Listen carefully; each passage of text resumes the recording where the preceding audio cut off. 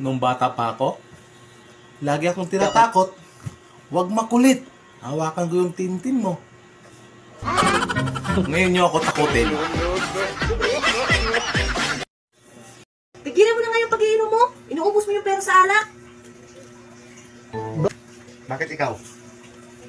Gumagastos ka rin naman para dyan sa mga kulurete mo For your information, nagmi-makeup ako para gumanda. Ako naman din naman umiinom ako para gumanda ka.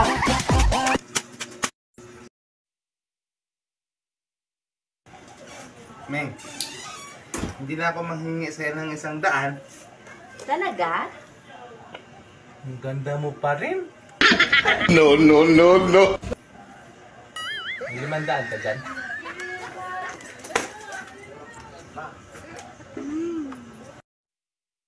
Han, gabi na pala ako makakauwi bukas Kasi after ng work, may meeting pa pala kami. Uuhan. Alas 6 pala ang meeting nyo, no? 3 oras bago matapos. Teka, bakit mo alam? Uuhan. Andito kasi sa akin yung cellphone mo. May nag-chat itong babae.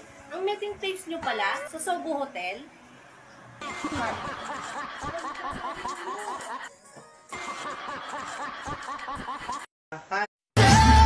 Sabi nila, ang buhay ay hiram lang. Kaya sa mga misis dyan, pag si mister ay hiniram ni kumare, i-share nyo naman.